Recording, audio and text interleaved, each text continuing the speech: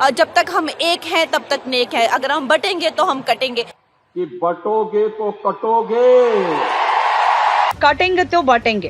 ಜಾತಿಗಣತಿ ಹೆಸರಲ್ಲಿ ಜನರನ್ನ ವಿಭಜಿಸುತ್ತಿದ್ದಾರೆ. ಜಾತಿಗಣತಿ ಹೆಸರಲ್ಲಿ ಹಿಂದೂ ಧರ್ಮವನ್ನ ಒಡೆದು ಹಾಕೋ ಹುನ್ನಾರ. ಜಾತಿಗಣತಿ ಮೂಲಕ ಭಾರತದಲ್ಲಿ ದೊಡ್ಡದೊಂದು ಸಂಚು ನಡೀತಾ ಇದೆ. ಹಿಂದೂಗಳನ್ನ ವಿಭಜಿಸಿ ಮುಸ್ಲಿಮರಿಗೆ ಲಾಭ ಮಾಡಿಕೊಡ್ತಾರೆ. ಉಗ್ರರು ಬಂದ್ರೆ ಜಾತಿ ಕೇಳೋದಿಲ್ಲ, ಧರ್ಮ ಕೇಳ್ತಾರೆ. ಮೋದಿಜಿ ಅಧಿಕಾರಕ್ಕೆ ಬಂದ್ರೆ ರಸ್ತೆ ಮಾಡ್ತಾರೆ, ಫ್ಲೈಓವರ್ ಮಾಡ್ತಾರೆ. ರಾಹುಲ್ ಗಾಂಧಿ ಅಧಿಕಾರಕ್ಕೆ ಬಂದ್ರೆ ಜಾತಿಗಣತಿ ಮಾಡ್ತಾರೆ. ಕಾಂಗ್ರೆಸ್ ಜಾತಿಗಣತಿ ಹೆಸರಲ್ಲಿ ಹಿಂದೂಗಳನ್ನ ವಿಭಜಿಸ್ತಾ ಇದೆ. ಒಂದೊಂದು ಜಾತಿ ಒಂದೊಂದು ಅಜೆಂಡಾ ಇಟ್ಕೊಂಡು ದೇಶವನ್ನ ಒಡೆಯುವಂತಾಗತ್ತೆ.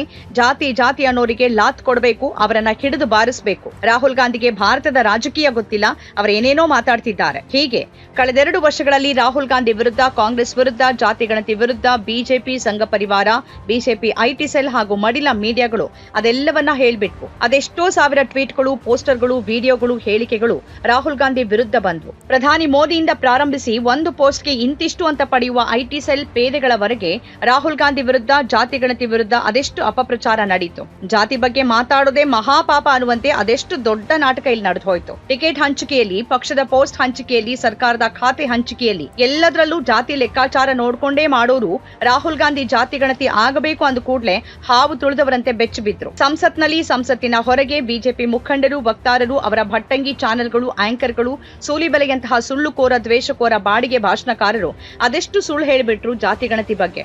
ರಾಹುಲ್ ಗಾಂಧಿ ಜಾತಿಗಣತಿ ಬಗ್ಗೆ ಮಾತಾಡಿದ್ದೇ ಹರಿಯಾಣ, ಮಹಾರಾಷ್ಟ್ರದಲ್ಲಿ ಕಾಂಗ್ರೆಸ್ ಸೋಲೋಕೆ ಕಾರಣ ಅಂತ ಹೇಳಲಾಯಿತು. ಬಿಜೆಪಿಯ ಕಟೆಂಗೆ ತೋ ಬಟೆಂಗೆ ಘೋಷಣೆ ಬಂದಿದೆ ರಾಹುಲ್ ಗಾಂಧಿಯ ಜಾತಿಗಣತಿ ಆಗ್ರಹಕ್ಕೆ ವಿರುದ್ಧವಾಗಿ.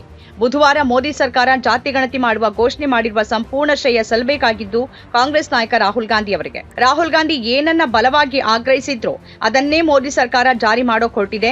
ಅದಕ್ಕೆ ಜಾತಿಗಣತಿ ಮಾಡೋದು ಅನಿವಾರ್ಯ ಆಯಿತು. ರಾಹುಲ್ ಗಾಂಧಿ ಹೇಳ್ದಂತೇನೆ ಮಾಡದೆ ಅದಕ್ಕೆ ಬೇರೆ ದಾರಿನೇ ಇಲ್ಲದಾಯಿತು. ಇದು ರಾಹುಲ್ ಗಾಂಧಿಯ ಬಹುದೊಡ್ಡ ರಾಜಕೀಯ ಗೆಲುವು. ಸಾಮಾಜಿಕ ನ್ಯಾಯದ ಸಿದ್ಧಾಂತಕ್ಕೆ ಬದ್ಧವಾಗಿ ರಾಹುಲ್ ಗಾಂಧಿ ಜಾತಿಗಣತಿ ಅತ್ಯಗತ್ಯ ಅಂತ ಪ್ರತಿಪಾದಿಸಿದ್ರು. ಆ ಆಗ್ರಹಕ್ಕೆ ಬಿಜೆಪಿ ಬಿಡಿ, ಕಾಂಗ್ರೆಸ್ನೊಳಗೆ ಒಗ್ಗಟ್ಟಿನ ಬೆಂಬಲ ರಾಹುಲ್ ಗಾಂಧಿಗೆ ಸಿಗಲಿಲ್ಲ. ಆದರೆ ಅವರು ಮಾತ್ರ ಯಾವುದೇ ಕಾರಣಕ್ಕೂ ಅದರಿಂದ ಹಿಂದೆ ಸರಿಲಿಲ್ಲ.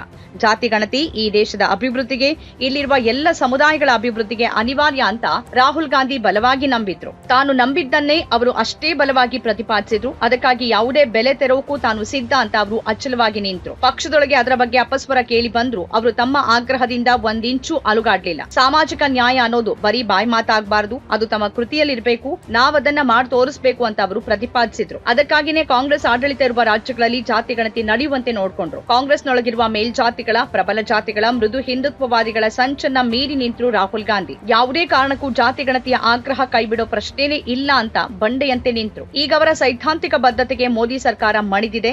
ಅದರ ಲೆಕ್ಕಾಚಾರಗಳು ಏನೇ ಇರಬಹುದು, ಆದರೆ ಮೋದಿ ಸರ್ಕಾರ ಜಾತಿಗಣತಿ ಮಾಡುವುದಾಗಿ ಘೋಷಣೆ ಮಾಡಿದೆ. ಇದು ರಾಹುಲ್ ಗಾಂಧಿ ಹಾಗೂ ಅವರ ಸಾಮಾಜಿಕ ನ್ಯಾಯದ ರಾಜಕೀಯಕ್ಕೆ ಸಿಕ್ಕಿದ ಯಶಸ್ಸು. ತಾನು ನಂಬಿರುವ ಜಾತ್ಯತೀತತೆ, ಸೌಹಾರ್ದ, ಸಮಾನತೆ, ಸಹಬಾಳ್ವೆ ಹಾಗೂ ಸಾಮಾಜಿಕ ನ್ಯಾಯದ ಸಿದ್ಧಾಂತದಲ್ಲಿ ಬಂಡೆಯಂತೆ ನಿಂತಿರುವ ರಾಹುಲ್ ಗಾಂಧಿ ಬೆನ್ನಿಗೆ ಬಂಡೆಯಂತೆ ನಿಲ್ಲುವುದು ನಮ್ಮ ಕರ್ತವ್ಯ ಅಂತ ಕಾಂಗ್ರೆಸ್ನ ಮುಖಂಡರು, ಕಾರ್ಯಕರ್ತರು ಈಗಲಾದ್ರೂ ಅರ್ಥ ಮಾಡ್ಕೊಳ್ಬೇಕು. ಮೋದಿ, ಅಮಿತ್ ಶಾ ಹಾಗೂ ಆರ್ಎಸ್ಎಸ್ನ ಪ್ರಚಂಡ ರಾಜಕೀಯ ಬಲ, ಹಣಬಲ, ಸಂಘಟನಾ ಬಲ, ಪ್ರಭಾವದ ಬಲ, ಅಧಿಕಾರದ ಬಲ ಇವೆಲ್ಲವನ್ನ ಮಣಿಸಿ ತಾನು ಮುಂದಿಟ್ಟಿದ್ದ ಬೇಡಿಕೆಯನ್ನ ಅವರು ಒಪ್ಕೊಳ್ಳುವಂತೆ ಮಾಡಿರೋದು ರಾಹುಲ್ ಗಾಂಧಿ ಅವರ ಬದ್ಧತೆಯ ರಾಜಕಾರಣಕ್ಕೆ ಸಿಕ್ಕಿದ ಜಯ. ಈಗ ಅವರ ಜೊತೆ ನಿಂತು ಅವರ ಕೈ ಬಲಪಡಿಸುವ, ಆ ಮೂಲಕ ಸ್ವತಃ ತಮ್ಮ ಕೈ ಬಲಪಡಿಸುವ ಬದ್ಧತೆಯನ್ನ ಕಾಂಗ್ರೆಸ್ಸಿಗರು ತೋರಿಸಬೇಕಾಗಿದೆ.